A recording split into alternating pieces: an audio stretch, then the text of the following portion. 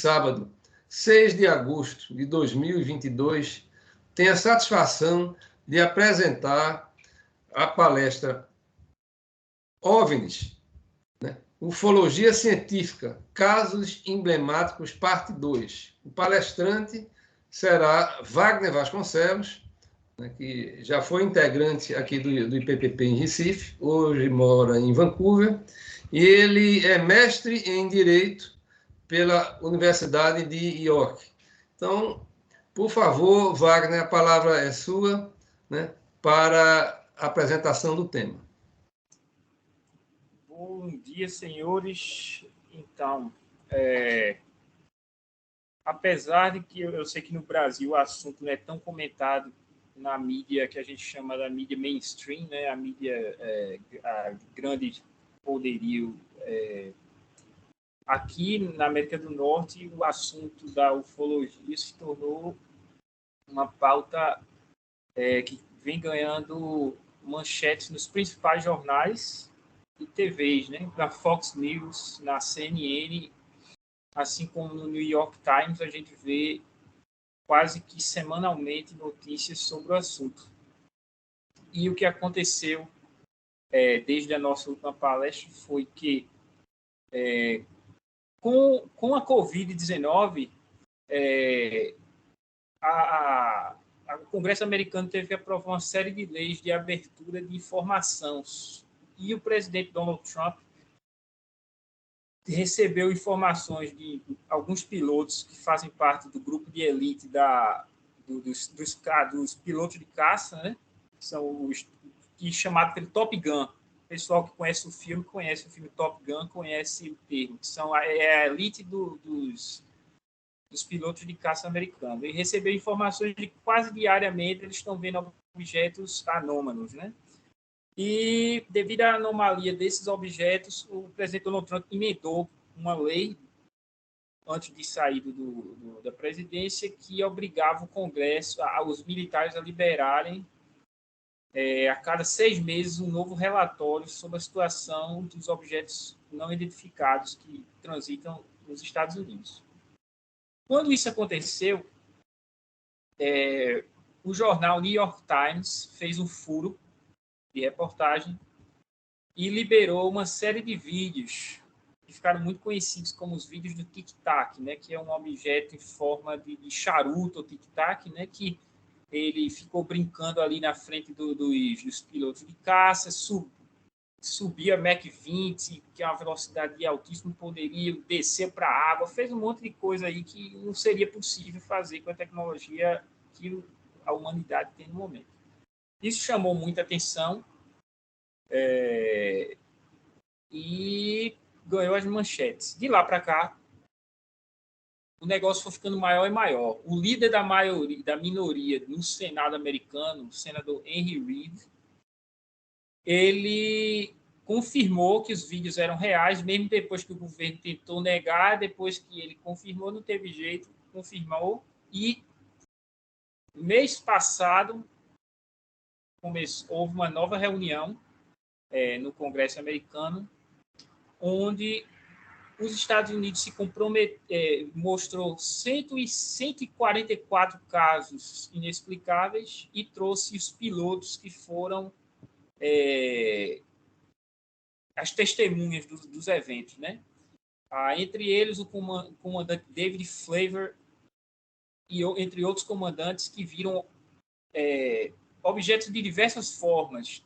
Um que eu vou mostrar aqui no vídeo é um objeto assim, em forma de um dado, é como se fosse um dado transparente, um quadrado, um cubo lá, transparente com uma bola circular negra dentro, uma esfera negra por dentro, que voava a altíssima velocidade, sem aerodinâmica nenhuma, uma velocidade maior ou igual às dos caças, mudava de direção sem nem a possibilidade da inércia, né? Uma questão física aí, quebrando leis da física, sem inércia, sem barulho de motor. Quando os caças faziam a medição do infravermelho, o infravermelho não acusava que havia calor ali naquele objeto, ou seja, é como se fosse uma coisa que não tem um motor, motor a combustão, pelo menos. E ficou comprovado que não daria para ser um fenômeno atmosférico, porque o objeto foi visualizado por todos os caças em objetos, em modos, nos radares, todos que faziam todos aquele tipo de medições que viu que é um objeto físico, não era um fenômeno meteorológico nem nada do tipo. Quem puder assistir na íntegra, acho que no YouTube deve ter a sessão, é até bem emocionante, assim, tem uns comandantes assim que disse que depois que viram aquilo, mudou a forma de ver deles do mundo, não sei o quê, tem toda uma conversa. E surgiu a informação que o Senado americano está se comprometendo a dar imunidade total, pela primeira vez na história, vai dar imunidade total a qualquer militar ou ex-militar desde 1947, que é quando começam os casos da ufologia moderna, que a gente chama, né? Vão ganhar imunidade total se eles quiserem dar os testemunhos deles. Nessa reunião lá do Congresso, houve também o depoimento de Robert Salla, que foi um líder de uma das plataformas nucleares dos Estados Unidos, que observou um objeto desses não identificado que sobrevoou a base militar dos Estados Unidos nos anos 80 e desativou os mísseis nucleares que eles tinham instantaneamente. Isso aí teve várias palestras e o pessoal contando as experiências, e ficou resolvido que a cada 6 meses vai haver uma atualização do que está ocorrendo, né? E parece que tanto os democratas quanto os republicanos estão muito em cima disso, tentando fazer a liberação para os civis, porque é o que acontecia. Nos anos 90, Bill Clinton tentou descobrir o que havia de real nisso, os militares negaram para ele. Jimmy Carter e Ronald Reagan também acreditavam no fenômeno. Tentaram receber alguma informação lá, também não tinham acesso, mas agora a pressão popular, por causa da internet, é muito grande. E chegou um momento que a coisa mudou de rumo, né? E agora está saindo, todo dia sai alguma coisa nova. O Brasil, a partir desse movimento que está sendo feito nos Estados Unidos, assim como a Austrália liberou mais de 5 mil páginas de documentação sobre os objetos voadores não identificados esse ano, seguindo os Estados Unidos. A França também.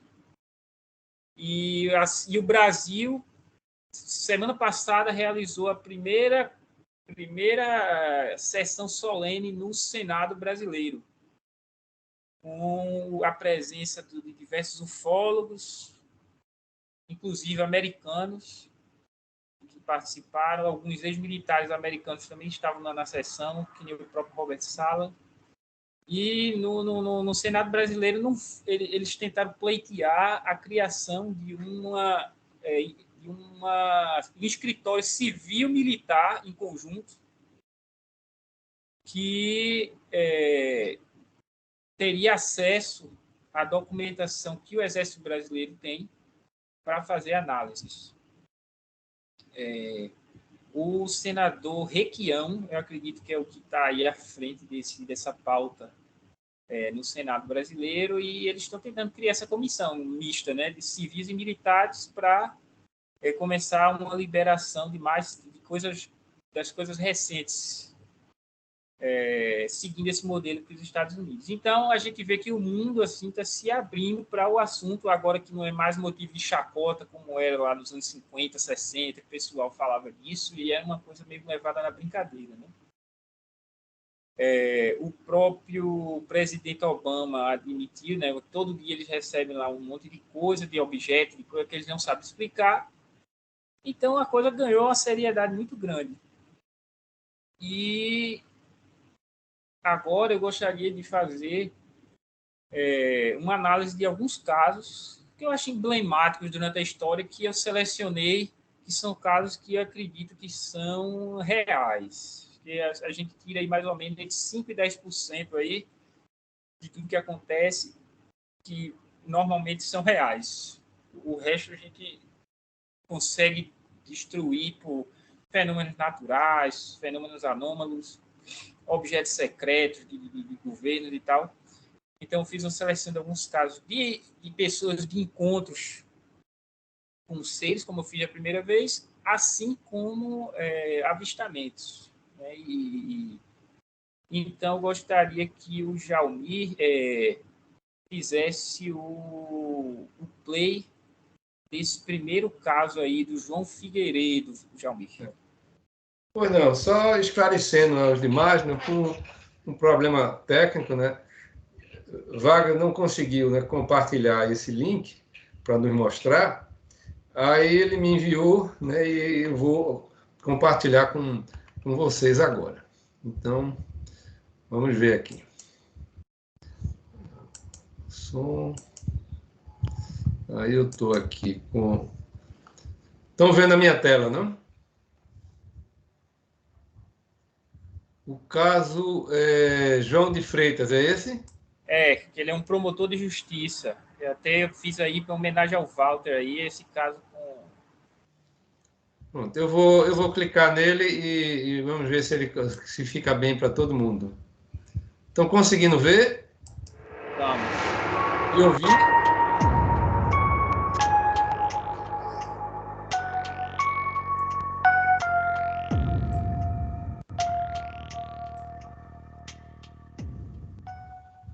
No dia 16 de julho de 1956, o advogado João de Freitas Guimarães estava em Caraguatatuba, estado de São Paulo, em uma viagem a serviço. No final da tarde daquele dia, por volta das 19 horas, João resolveu dar um passeio pela praia. Nesse momento, ele avista um objeto discoide elevando-se do mar entre a Ilha Bela e São Sebastião. O OVNI rapidamente se aproximou de onde João estava, pousando a poucos metros dele. Em seguida, saíram do OVNI 2 seres de aspecto humano, altos, cabelos louros, olhos claros e serenos. Ambos os seres utilizavam um macacão verde fechado nos punhos, tornozelos e pescoço. João perguntou se teriam tido algum acidente com sua máquina ou se estavam à procura de alguém, porém não obteve resposta. João repetiu a pergunta em inglês, francês e italiano, mas os seres nada diziam, apenas gesticulavam, indicando que João entrasse no OVNI. João, por fim, resolveu aceitar o convite e entrou na nave. Dentro do OVNI havia um terceiro tripulante, semelhante aos outros dois. Após a porta se fechar, a nave decolou, fazendo com que João sentisse um ligeiro mal-estar. Em determinado momento da subida, João notou que havia água nas janelas da nave e tentou novamente uma comunicação com os seres, perguntando se estava chovendo. Foi então que ele recebeu telepaticamente uma resposta de um dos seres. Ele disse que não era chuva, e sim um efeito causado pelo movimento da rotação em sentido contrário das peças que compunham a nave, e que isso era comum durante incursões pela atmosfera. João ainda conta que haviam aberturas que davam para outros ambientes dentro da nave, mas que o tempo todo permaneceu naquele ambiente central com os alienígenas. Olhando novamente para as janelas um pouco depois, João viu que estava extremamente escuro e as estrelas estavam com um brilho muito intenso. De repente, a nave deu algumas fortes sacudidas e uma camada violeta fulgurante surgiu na janela, mudando em seguida para a completa escuridão. Neste momento, ele foi avisado pelos extraterrestres que eles haviam deixado a atmosfera terrestre. Durante seu passeio a bordo do OVNI, João ainda recebeu mais informações. Os seres lhe contaram que a nave era movida no sentido do resultante da composição das forças magnéticas daquele lugar. Após um passeio de cerca de 40 minutos, ele foi deixado novamente no mesmo local em que havia subido a bordo da nave. Antes de sair, porém, os seres combinaram com João um novo encontro dali um ano, no mesmo local e na mesma hora. Após o contato, o caso foi intensamente divulgado.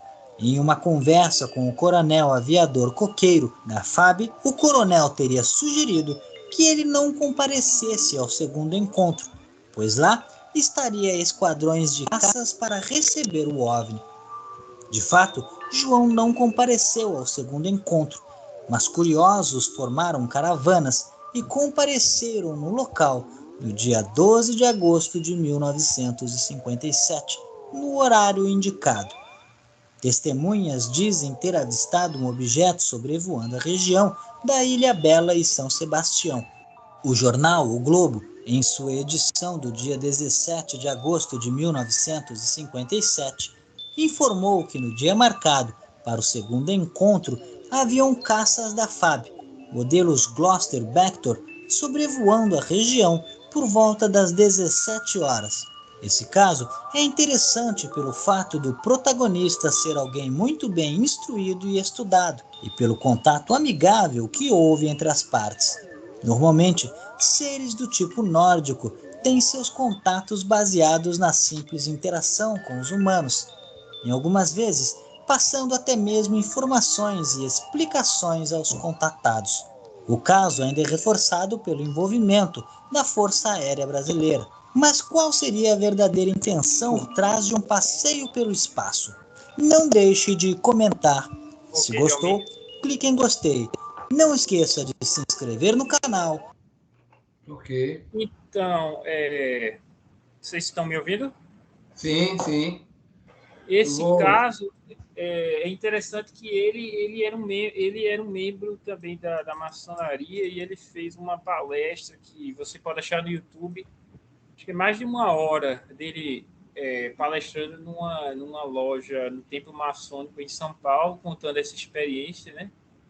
E hoje o Fórum Municipal da cidade em questão leva o nome dele, que é uma figura emblemática que batizou o Fórum da cidade. Uma pessoa que até quando você ouve o relato pela boca dele, você vê que é uma pessoa de alto grau de instrução. Ele era muito amigo do pessoal lá do Exército Brasileiro, da Aeronáutica, né? E ele revelou a esse amigo dele lá, o coronel Coqueiro, o que tinha acontecido e que veria novamente esses seres e tal, e ele disse que era perigoso, não deveria ir. Foi o que aconteceu, né? E provavelmente o exército aí deve ter mandado um caça aí para ver o que estava rolando na região no dia previsto.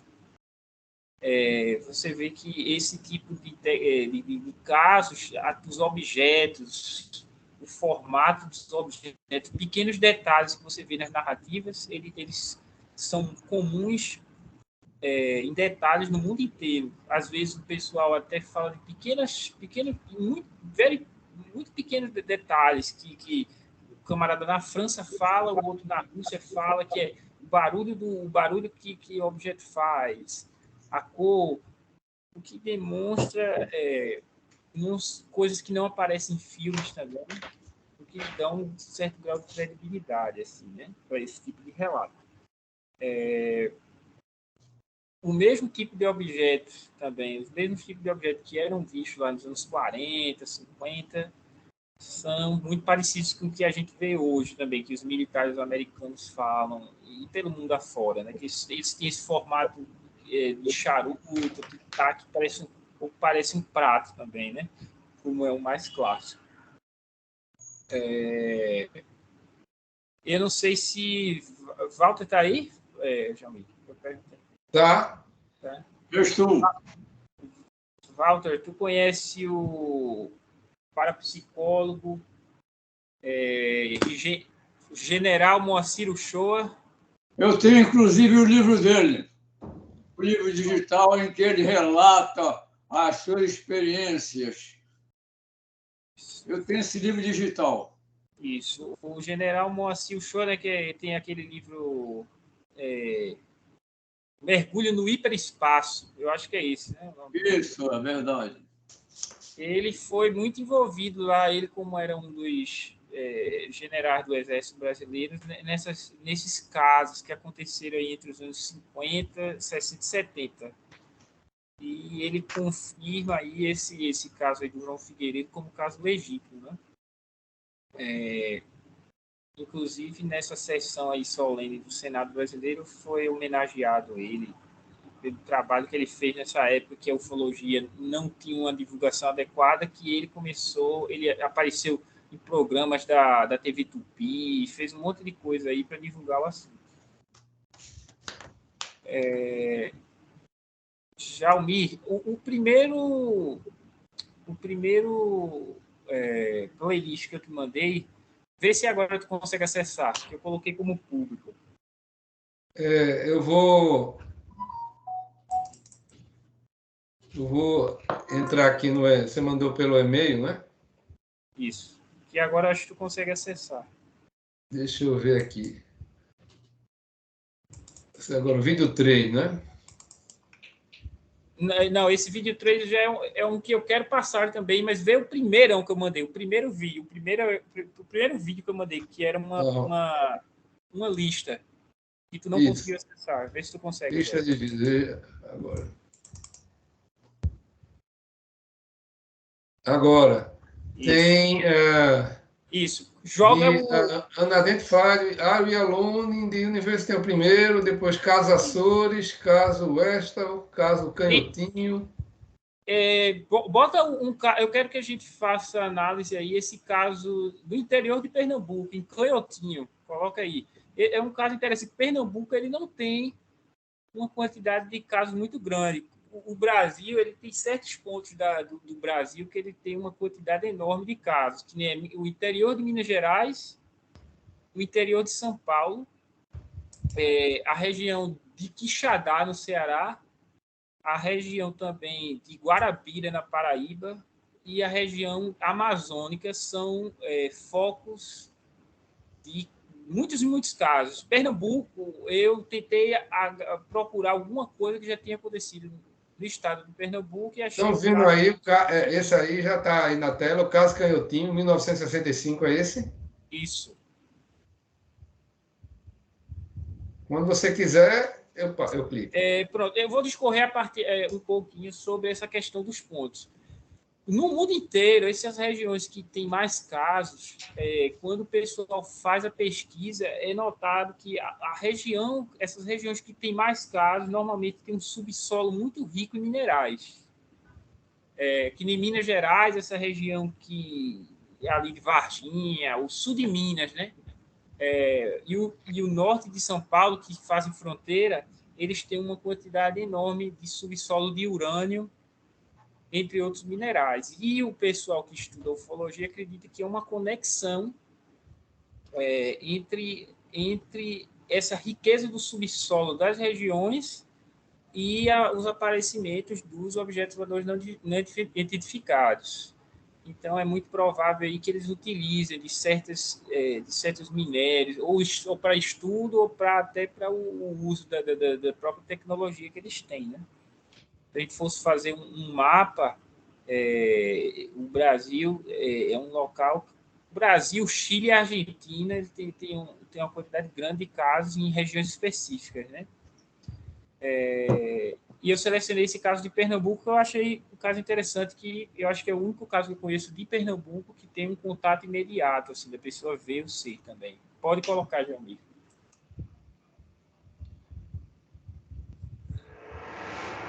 Ouvindo? Ouvindo.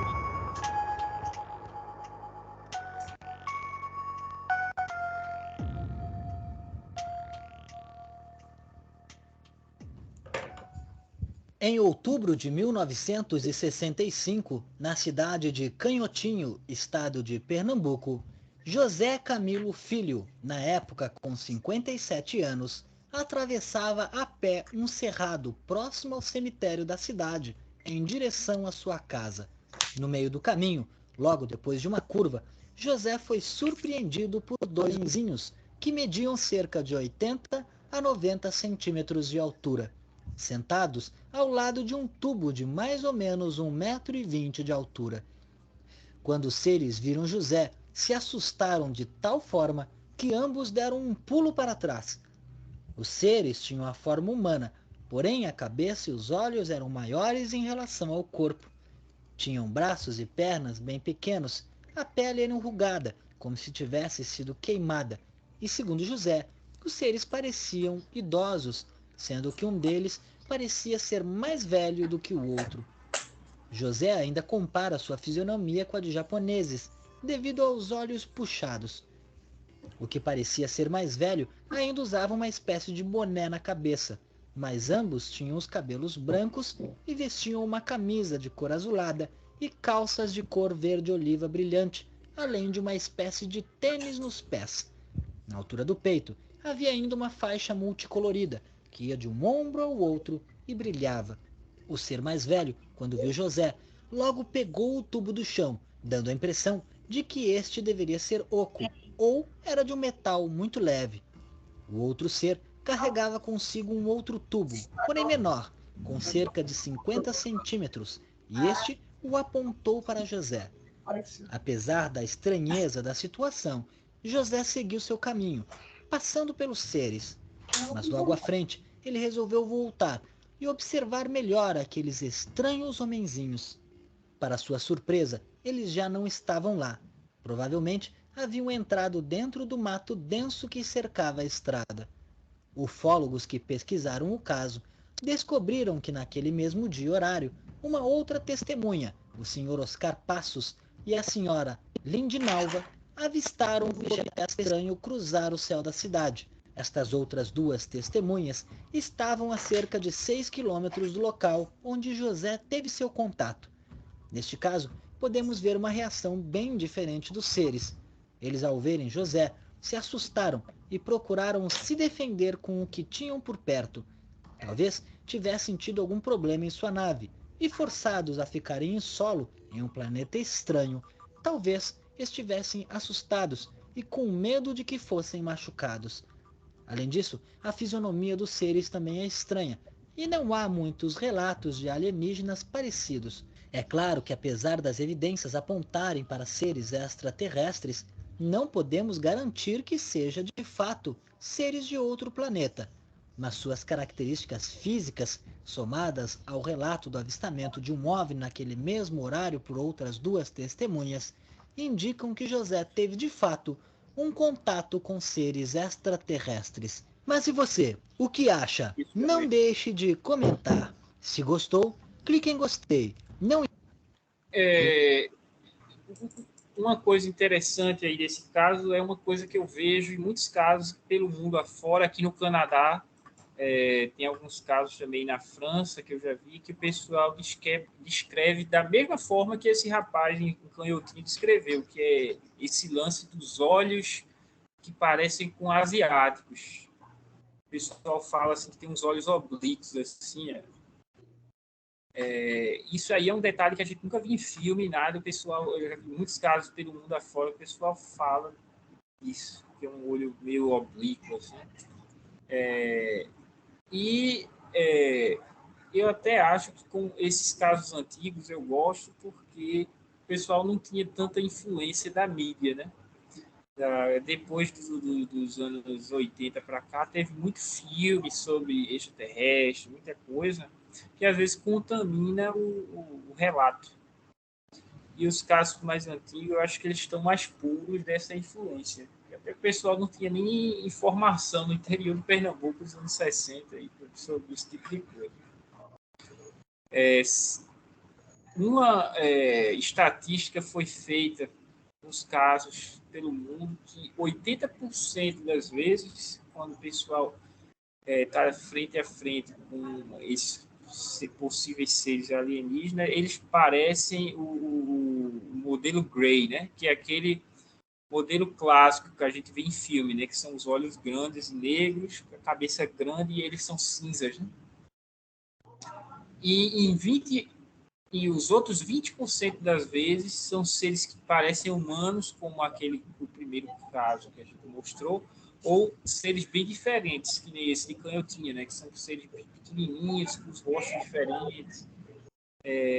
Mas há uma predominância dos seres que a gente denomina tigres na ufologia, né? Tem aí mínima teoria sobre o que eles são, já que eles não parecem ter genitália, nenhum dos relatos que eu conheço, o pessoal conversa com eles. Toda essa conversação é feita através desse processo aí telepático. Então, há muita teoria de que esses seres poderiam ser, na verdade, um tipo de...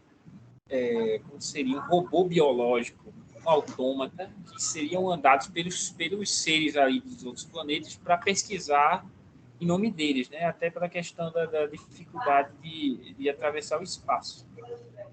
E eu acho essa teoria interessante porque realmente ele não parece ser uma coisa...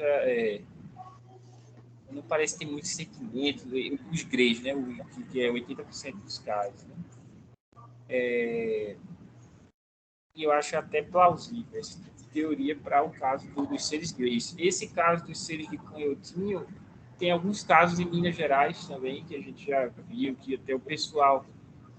Tem um rapaz de um caso no interior de Minas que ele achou que eram crianças brincando na fazenda e se aproximou com uma arma e viu que eram esses seres, e inclusive atirou em direção a um deles, acertando uma das criaturas. Eles atiraram um raio laser, alguma coisa que bateu no braço dele e fez um buraco de um lado e saiu pelo outro do braço dele, e ele foi levado ao hospital. Na próxima vez eu vou trazer esse caso, eu até posso procurar aqui e ver se eu acho. Que é um caso que ele foi, inclusive, aposentado pelo governo brasileiro como vítima, o que é engraçado, como vítima de um ser extraterrestre. Isso aí está no laudo oficial do governo brasileiro, que ele ficou doente, né? E pouco a pouco essa doença dele foi evoluindo e ele virou tipo uma vegetal, algo do tipo, ficou tipo uma criança e morreu. E foi um caso assim que é muito raro no mundo esse tipo de violência, né? Mas o normal é que esses seres sejam pacíficos, mas no caso dos brasileiros, quando atacam, né? Houve esse caso bem interessante aí. Não é em Minas, é no Ceará, estou vendo aqui. Caso em Quixadá, no Ceará, onde isso aconteceu.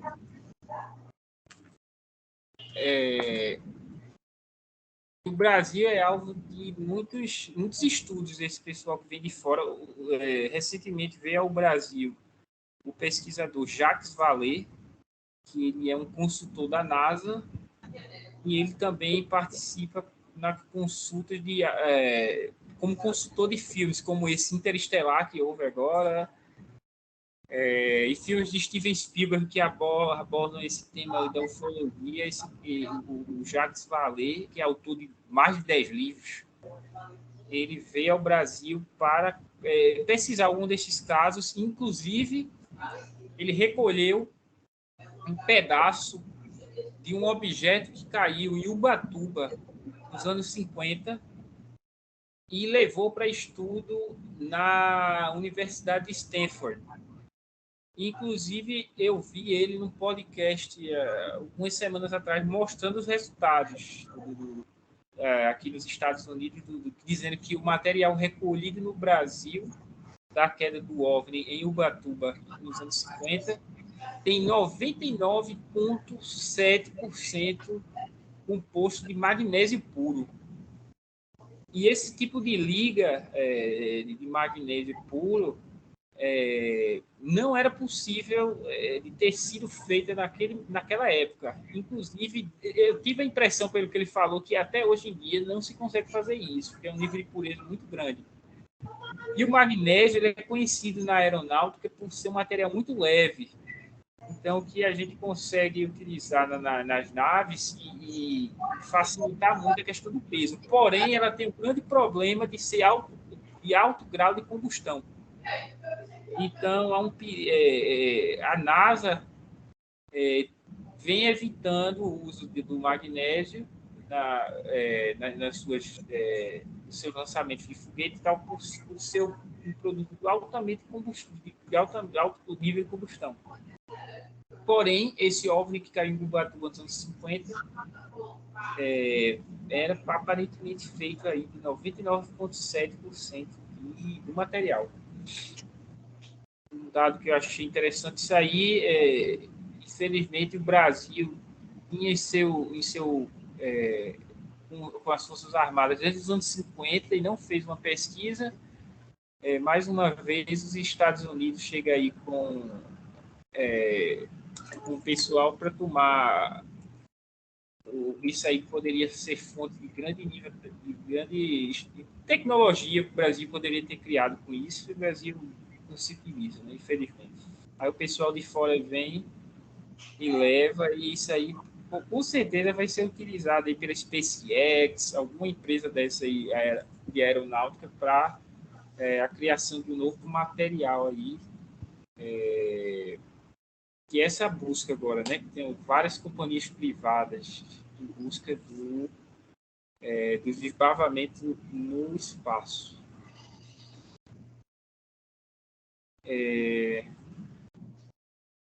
Jalmir faz eu quero também mostrar tem esse caso dos 60 minutos esse caso dos 60 minutos da Austrália, que é o piloto dos Estados Unidos, um dos Top Guns, relatando o que ele Lá viu. no primeiro, no segundo, no terceiro vídeo que você mandou. É o que está The Unidentified Are We Alone in the Universe? Pronto, tem esse cara aqui, pronto. Ele é longo, né?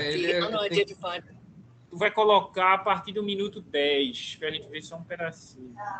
Ok. Esse aí é um relato de um dos Top Guns, que é um piloto da elite, piloto de caça americano, que foi uma das testemunhas de um desses casos que aconteceram no ano de 2004, eu acredito. Que é um período que ainda não havia drone também, era uma coisa assim que muito incipiente, que ele viu um objeto muito diferente. Minuto 10, isso. A partir daí tá legal. Aqui. 9h58, tá bom? Tá ótimo. Quando você quiser... Ele tá sem legenda. Se tu clicar no botãozinho, deve aparecer uma legenda em inglês embaixo, que vai ajudar, e depois eu explico. Legendas, tem aqui. Não Legendas ocultas. Tá aí, apareceu. Tem uma legenda em inglês, né, que vai ajudar, e depois eu explico, assim, para quem não pegar o inglês. Ok. Aí eu vou começar, eu aperto mais ou menos quantos minutos você quer que você avisa, então? Eu te aviso quando ele para, porque eu quero que ele mostre eles vão fazer uma computação gráfica com o desenho do objeto que ele viu. Quando passar essa parte, para mim tá legal. Eu te aviso. Ok. Se você quiser que eu pare em algum momento, você me diz. Certo. Okay. Dozens of these objects were witnessed by highly trained Navy pilots and captured on a variety of sensors over the last 20 years. To the Pentagon, they're a security threat, possibly from Russia or China. Others ask the question, are they extraterrestrial? 3 of the unidentified craft detected by the US military and witnessed by military observers were given the names of Tic Tac, Gimbal, and Go Fast. They were captured on video recorded by US Navy pilots. Drone, bro. There's a whole fleet of them. Look on the ASA. What he saw was a group of these. Lieutenant Ryan Graves was one of those Navy pilots. 3 to 4 to 5 other vehicles in a formation that appeared like a wedge. We were all going out on a flight together doing an air combat training mission while we were off the coast of Jacksonville, Florida. One of my wingmen went back a little bit earlier, as is normal. And on the return to base, he gained the object on the radar. Ryan flew alongside the aircraft whose nose cone camera recorded this video of the UFO dubbed Gimbal.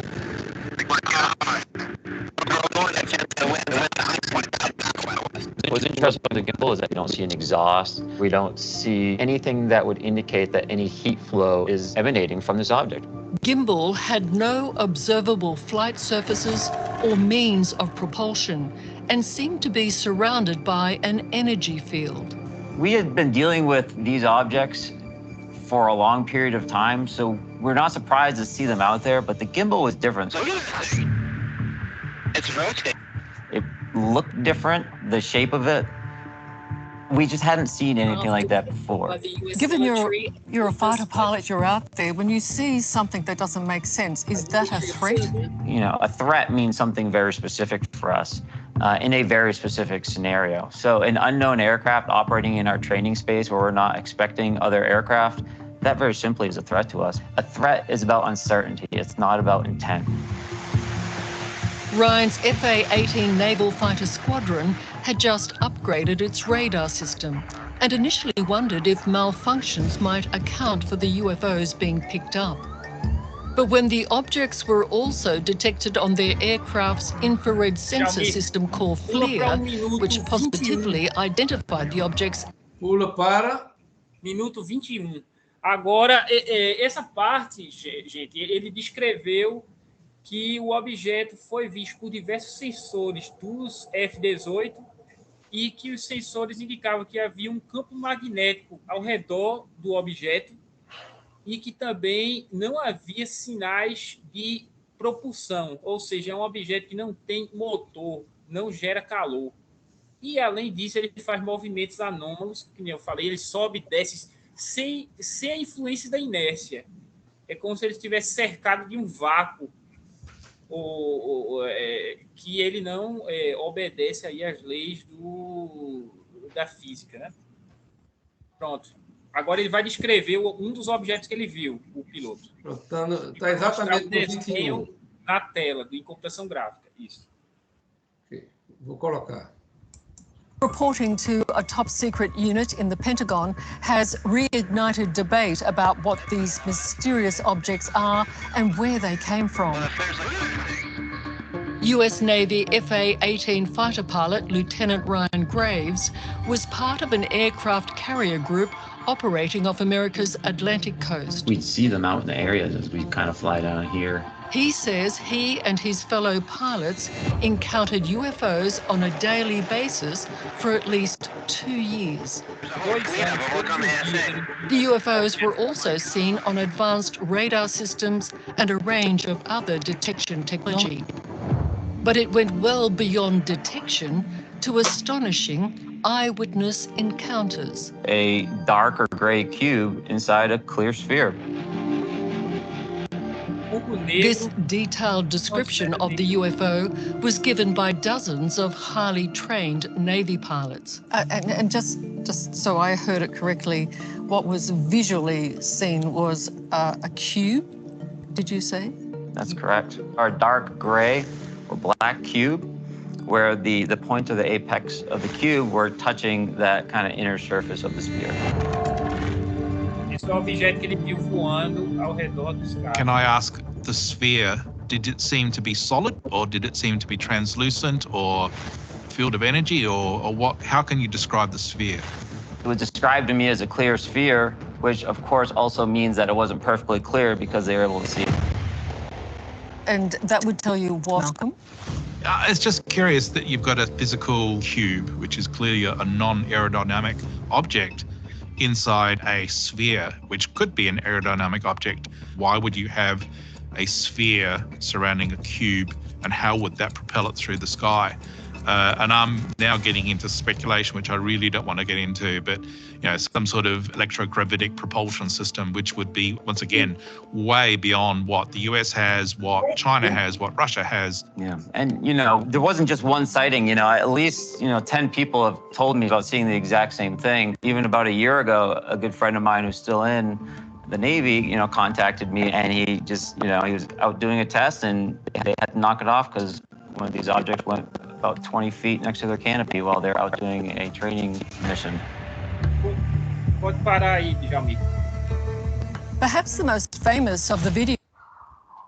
Ele descreve que mais de 10 pilotos viram esse objeto e que é um objeto sem aerodinâmica nenhuma, né? Não tem asa, não tem motor.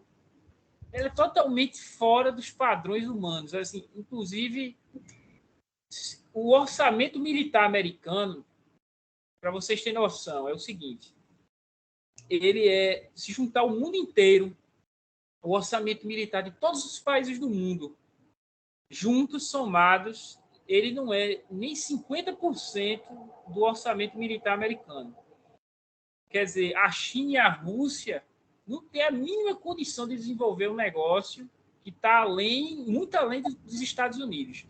Inclusive, nessa sessão do Senado, os pilotos, que inclusive esse do vídeo, eles dizem que com certeza não é algo secreto do arsenal americano, porque eles têm acesso a isso para fazer teste, né? E é uma coisa que, se a China ou a Rússia tivesse uma coisa desse nível, o mundo não estaria da forma que está, né? A Rússia lutando lá com a Ucrânia com equipamento convencional, né? Então, para mim, assim, fica claro que, inclusive, até nos relatos lá do Senado, fica claro que está aberto ao público que é extraterrestre. Tanto é que o pessoal de 1947, eles escolheram essa data de propósito, que é a data do início da ufologia, para quem tiver relato para aparecer, para mandar, porque aos poucos isso está sendo revelado ao público, né? Eu acredito que vai acontecer. Primeiro, a NASA um dia vai chegar com a descoberta de vida microbiana, alguma coisa do tipo, e alguns anos depois aí vem com essa história que parece que o que a gente via por aí também era extraterrestre, né? O ser humano, ele não quer ser achado, ele quer dizer que ele achou primeiro, né? Mas na minha cabeça eu acho que está muito claro que essas coisas aí que acontecem no mundo inteiro são bem reais. Eu gostaria, talvez, de passar um caso a mais, que é interessante, o caso italiano, que é um caso também com uma coisa bem anômala, bem diferente. Eu trouxe os casos assim com seres... Ainda temos 13 minutos, dá para passar aí, né? Pronto, dá para passar um último. Passa esse vídeo, o vídeo 3 que eu te mandei é Caso Zanfretta, vê se está na playlist ou no vídeo 3, Jalmi. Caso Zanfretta, que é um caso na Itália.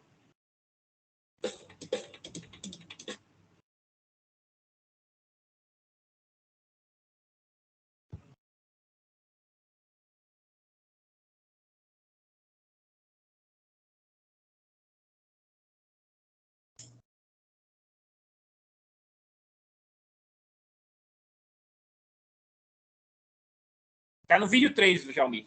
Fortunato Zanfretta, Olhos Triangulares. Correto? Eu vou mostrar aqui o livro que eu tenho sobre o caso. Não está aqui não comigo, não. Eu pesquisei a fundo esse caso, porque eu achei um caso muito interessante. E no vídeo ele só conta a primeira experiência que houve com esse rapaz. E... há um desdobramento muito maior desse caso, assim que quando você tem o livro em mãos, você vê que a coisa se desdobrou por anos e anos, com mais outros contatos. e com algumas evidências físicas. Esse caso foi no norte da Itália, na região ali de Gênova, com um guarda noturno chamado... Eu não lembro do primeiro nome dele, mas Piero Zanfretta. Posso passar? Ele tem 13 minutos. Tem algum minuto em particular ou do início? Bota do início e no final eu acho que dá para cortar, porque ele vai fazer alguma consideração. Alguma coisa. Ok, vou fazer agora, só um instante. O último caso aí do dia.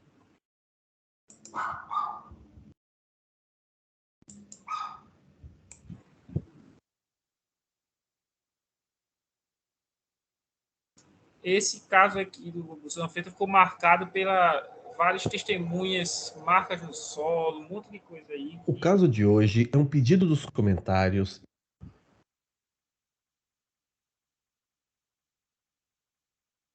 e fala sobre o relato de um homem italiano que teve contato com seres de fora da Terra mais de uma vez, além de outras pessoas que contam sobre avistamentos em histórias interligadas, onde uma dessas pessoas acabou tendo seu destino interrompido como consequência do que ele viu. Esse roteiro é baseado em matérias sobre o caso. Desde já pedimos o seu like e compartilhe nosso conteúdo com quem você acha que vai gostar de conhecer o canal. Hoje vamos falar do caso Zanfretta.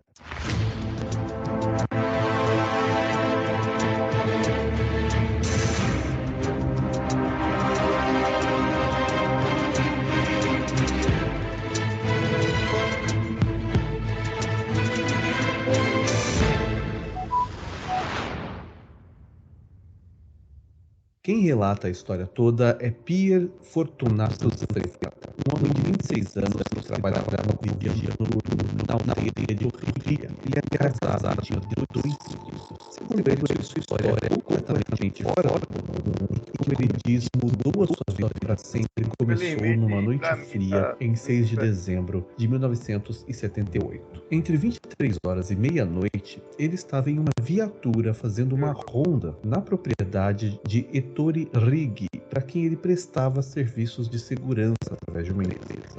De repente, no trajeto dessa ronda, o motor e as luzes do seu veículo começaram a apresentar falhas, até simplesmente pararem de funcionar. Como era um local relativamente escuro, qualquer luminosidade que estivesse à sua volta seria de fácil percepção, ainda mais com seu carro todo desligado e sem demonstrações de que era uma pane breve, que logo seria resolvida, já que o Zanfretta tentou ligar o veículo mais de uma vez e ele simplesmente não respondia aos comandos. De repente, ele afirmou ter visto 4 luzes se movendo de uma direção onde havia um jardim da propriedade. Inicialmente, ele achou que essas luzes fossem lanternas, talvez de alguém que viu que o seu carro parou e vinha ajudar, mas pelo horário não haveria outro funcionário trabalhando ali. Então ele entendeu que poderia ser alguém que havia invadido a propriedade. Não se tem muitos detalhes do lugar descrito nas matérias sobre o assunto, mas se entende que era um grande terreno, já que era necessário o deslocamento dele de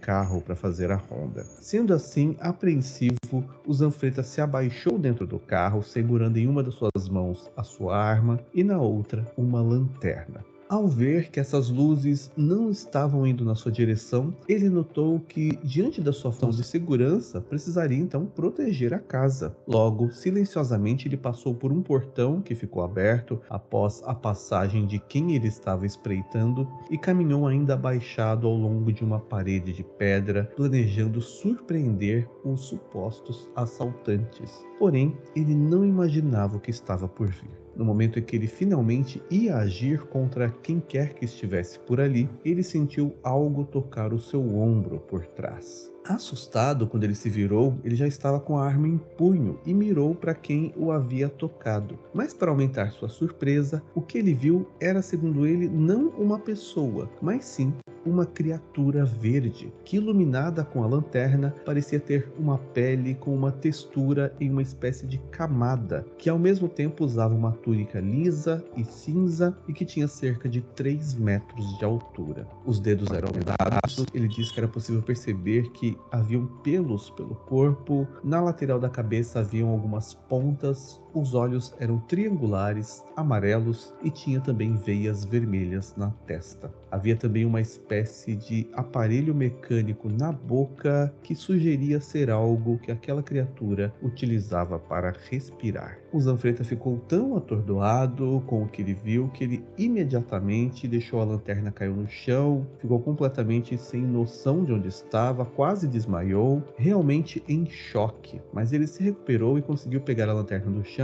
e se afastar dessa criatura. Enquanto ele correu na direção do carro, ele disse que uma luz brilhante começou a aparecer atrás dele. Quando ele olhou para trás, pôde ver que ela tinha uma forma triangular e parecia aumentar de tamanho, ao ponto de que com aquela luminosidade ele ficou cego por alguns instantes. Ele protegeu então os olhos com o braço e disse que aquela luz pertencia na verdade a um gigantesco objeto que subiu rapidamente, emitindo ruído agudo por trás da residência que ele estava protegendo. Ele sentiu então uma onda de calor, ele já estava dentro do carro, tentou fazer então contato com o centro de operações da empresa de segurança na qual ele trabalhava. Quando foi 00:15, Carlo Toccalino, o operador de rádio da empresa de segurança que atendeu o Zanfretta, disse que ele estava falando de forma completamente confusa, incoerente, dando descrições de seres estranhos que supostamente havia visto. De qualquer modo, esse Carlo percebeu que o Zanfretta falava de alguém que o teria atacado, e sendo assim pediu para descrever melhor Pronto, Jalmi, quem ele aí havia isso que é visto. legal. E ainda em Já deu para ter uma choque, o noção do Zanfretta caso. disse: Eu fiquei muito interessado nesse caso e eu comprei o livro, mais de 300 páginas sobre o caso, que é o The Zanfretta Case, do jornalista Rino De Stefano. Eu acho que também dá para achar na Amazon digital também. Isso aqui é a pegada, olha. Isso aqui é a pegada humana, né, da polícia. Isso aqui é a pegada deixada pelo ser. Veja o tamanho do negócio.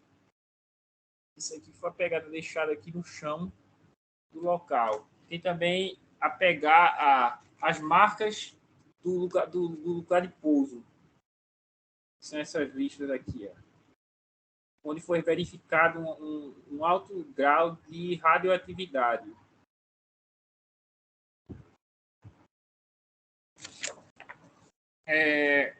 A investigação desse caso foi muito bem feita, por isso que eu gosto que o pessoal na Itália fez uma investigação muito bem feita, a polícia se envolveu. Ele, como era um trabalhador da área de segurança, o grupo de empregados que trabalhava com ele foi procurar ele, viu o objeto no céu e atiraram em direção ao objeto que se escondia por trás das nuvens. Era como se fosse ele se camuflava através das nuvens. Aí começou a jogar um raio de luz em direção ao chão e os próprios companheiros lá de guarda dele deram tiros para cima e o objeto desapareceu. Além desse primeiro caso aí, dessa abdução do Zanfretta, ele começou a ser perseguido por esses seres por mais de por uns 3 anos. Então, o pessoal da equipe dele, de trabalho, já estava atento disso e ficava já atento. Quando ele desaparecia no meio do turno dele durante a noite, o pessoal ia procurar ele e estava nessa situação, assim, sendo em algum local ermo.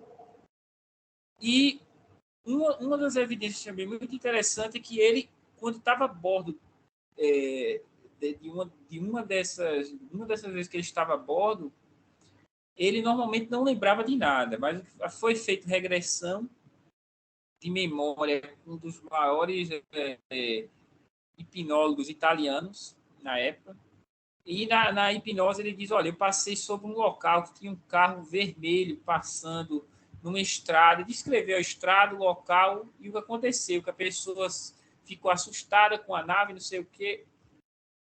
Isso ele disse durante a hipnose dele. No outro dia, o jornal espanhol descreveu a mesma situação que ele havia descrevido na hipnose, que uma pessoa num carro vermelho estava dirigindo na Espanha e viu esse objeto voador sobre eles.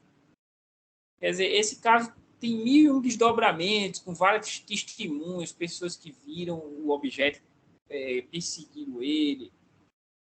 Um caso muito, muito bem documentado pela imprensa. É o caso mais famoso da Itália, provavelmente. Um caso muito bem documentado pela imprensa italiana e pela polícia italiana. Um trabalho assim, bem feito. Eu gostei muito do livro, tem muito detalhe. Então é isso aí, gente. Fica aí aberto agora para questões, opiniões e o que vocês queiram compartilhar.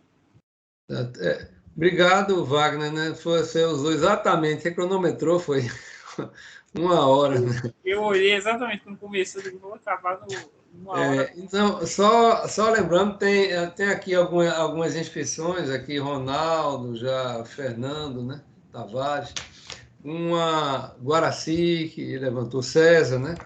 Deixa eu aqui escrever, senão eu acabo...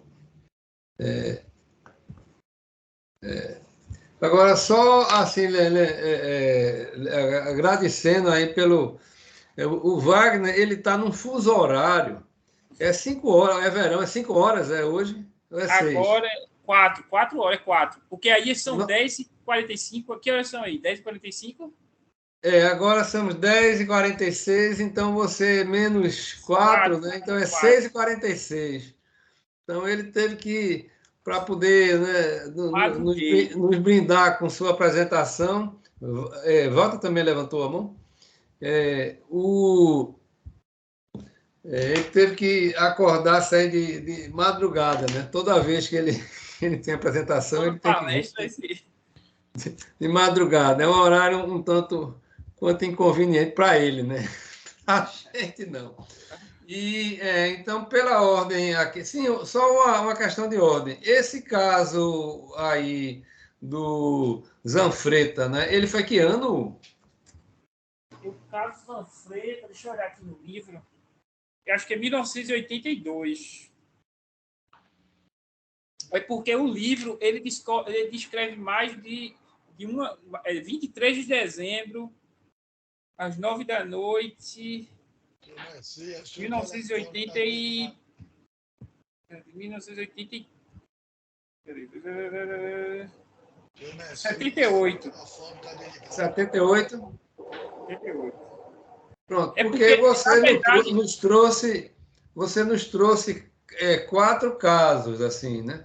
O caso de João Freitas Guimarães, que foi de 1956, o caso aqui de Canhotinho, né, que foi de 1965, né, aqueles casos puros, né, que você falou, ainda sem muito contaminação pela mídia, né? Esse caso Zanfretta, de 1978, e o caso aí, né, dos Top Guns, foi agora recente, desse ano, né, o ano passado. É de 2000, não, o caso é de 2011, só que só foi revelado ao público agora.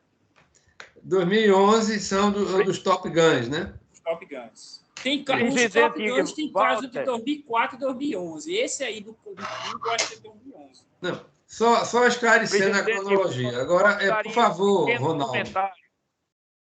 Alguém está pedindo a palavra para ser integrado na Roberto, quer a palavra, eu coloquei agora, mas primeiro, o primeiro inscrito foi o Ronaldo, né?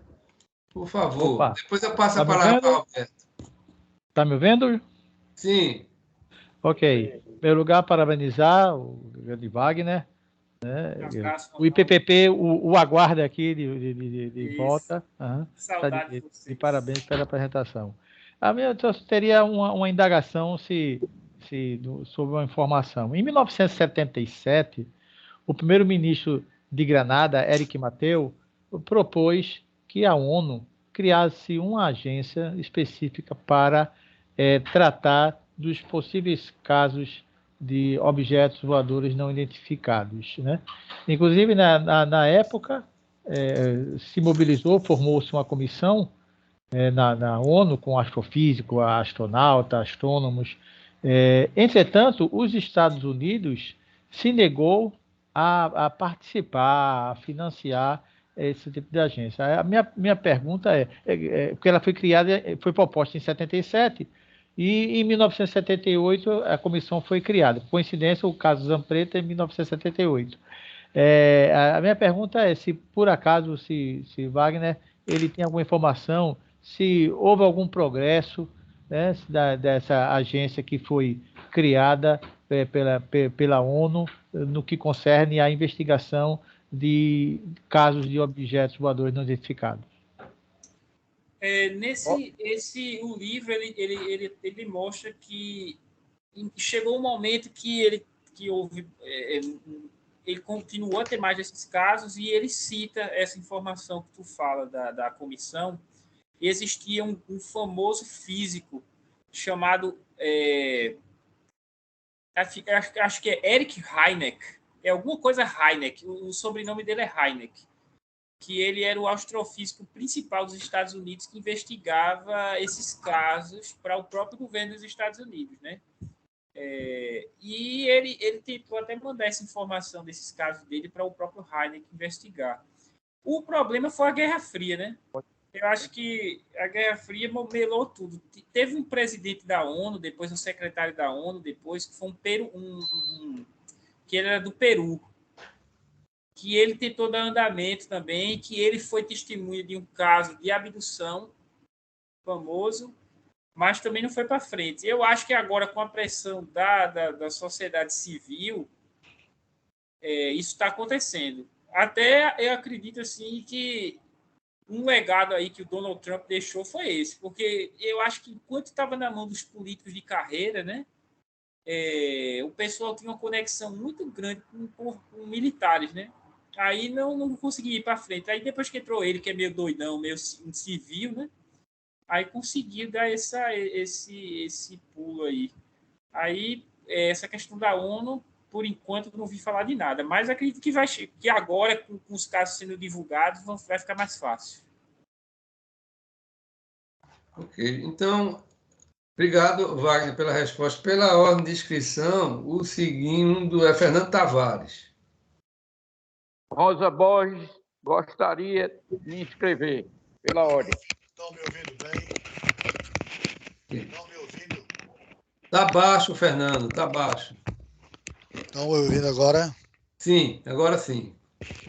Agora sim. O problema do microfone está distante da minha... Mas agora está bom, assim está bom. Eu queria perguntar o seguinte: esses casos investigativos chegaram a alguma conclusão ou ficou no meio das investigações? Primeiramente, aquele caso do indivíduo que foi acertado com um projétil de raio laser, segundo o seu relato, e se ele foi atendido por médico, junto a médico, qualquer coisa, qual foi o diagnóstico, qual foi o processo físico que foi acometido, inclusive que ele faleceu, né, em decorrência de uma involução do tempo, né? O corpo dele começou a envelhecer precocemente e ele faleceu. Aí eu queria saber, no parecer médico mesmo. Se vocês tiverem interesse, na próxima vez eu trago ele, pode procurar no YouTube, chama-se Caso Barroso. Ele aconteceu em Quixadá, no Ceará. Ele foi atendido no hospital em Fortaleza e o médico verificou que era um ferimento já cauterizado, né? Porque provavelmente é que o laser, quando ele toca, ele já cauteriza, né? Então, o buraco que foi feito no ombro dele foi imediatamente cauterizado. Houve a possibilidade aventada de que ele teria criado um tipo de câncer, né, devido a esse ferimento. Porém, nunca foi confirmado que foi um câncer, até porque o que aconteceu com ele que foi um processo aí, tipo de envelhecimento precoce, foi uma coisa muito bizarra, que ele foi perdendo a consciência também, depois desse tiro. E não é tão incomum, né? Tem o caso também de Tiago Machado, que eu até pretendia trazer hoje, mas não deu tempo, que também levou um raio paralisante na perna e ele terminou falecendo até ano passado e até devido a complicações desse raio aí que foi jogado na perna dele na época do vislumbramento aí dos seres. No mundo afora, a gente tem um monte de casos. Na França, também tem um camarada que foi atingido por um desses raios paralisantes. Né? É uma ferramenta bem comum deles ter esse objeto com eles. Normalmente parece uma varinha. O pessoal descreve que ele joga esse raio e o camarada é paralisado imediatamente. No caso Barroso, é interessante que o governo brasileiro aposentou ele como vítima de um ataque de um ser extraterrestre. Está no laudo oficial do governo lá, quando deu a pensão para ele lá, no INSS. Ok, obrigado. Parabenizo você pela palestra. Obrigado. O próximo é Guaraci.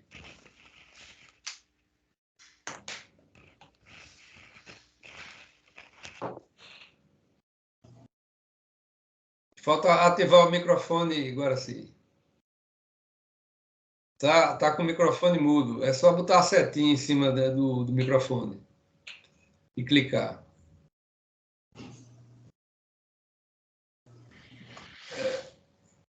O microfone, tá?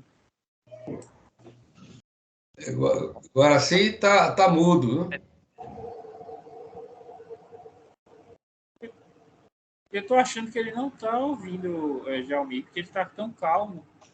Ele está ainda mudo, Guaraci. Uma questão de ordem. Peço me inscrever. Um comentário. Não, já está inscrito, Roberto. Depois de volta, você está inscrito, sem problema. Ok. Obrigado aí. Eu vou passar para César, depois a gente volta para qual que é o próximo inscrito. Ainda continua. Uma questão de observação. Eu melhorei o microfone aqui, a posição. Estão me ouvindo melhor agora? Está melhor. Okay.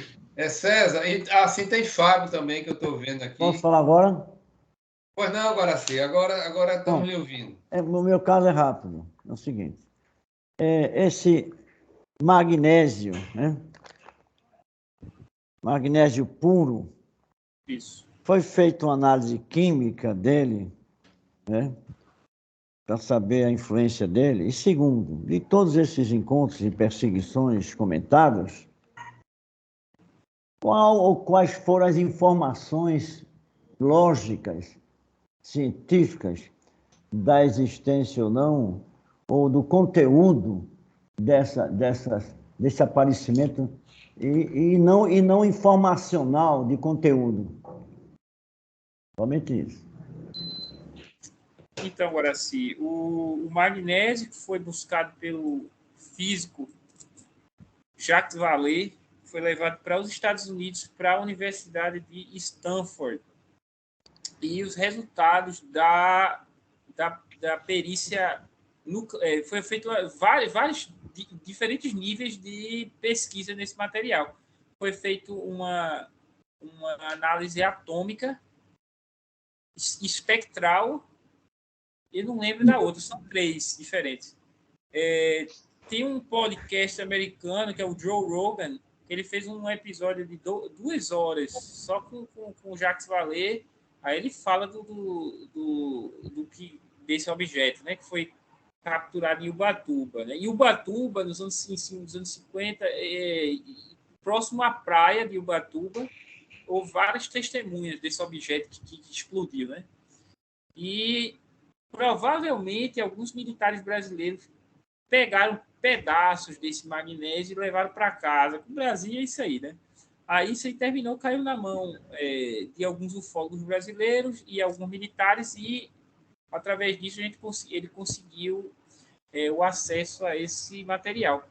A análise espectral e atômica do magnésio indica que é um isótopo que é encontrado na Terra, porém é um isótopo, é uma liga que não poderia ser feita artificialmente, porque ela é de um nível de pureza muito alto, e se isso fosse feito para algum projeto aeronáutico ou militar, ele não seria viável, porque ele tem um alto nível de combustão, alto nível de combustão, né? A NASA muitas vezes se utiliza do magnésio para deixar a nave mais leve, mas é muito preocupante, né? Porque ela é muito, muito poderosa, muito facilmente ela pega fogo. Aí, meio que esse material magnésio é o santo graal da aeronáutica, né? Porque se a gente conseguisse utilizar ele, as naves ficariam muito mais leves, né? E é um material altamente resistente, tem várias qualidades, só que o problema dele é esse nível de combustão. E essa nave que explodiu era feita de 99,7% desse material, o que é uma coisa aí que eu acredito que você viu o Top Gun falando, os objetos voadores não identificados, provavelmente alienígenas, ele não tem motor. Ele não tem motor a combustão. Se ele não tem motor a combustão, ele pode se utilizar do magnésio, porque aí não há perigo de combustão. É uma coisa que eu já pensei, que eu desenvolvi, eu nunca vi ninguém falar, mas faz todo sentido, né? Porque já que quando eles fazem o infravermelho dos objetos que eles veem e não detectam que há um motor a combustão, que não há calor suficiente gerado no objeto, então eles poderiam se utilizar de material leve como o magnésio, né? O problema é que a tecnologia da gente é muito retrógrada, né? Que ainda se utiliza de motor a combustão, então o uso do magnésio seria uma bomba relógio para o ser humano. Mas veja o seguinte, Michio Kaku, Stephen Hawking, eles admitem universos paralelos ao nosso, universos paralelos ao nosso. E a revista científica que eu tenho, ela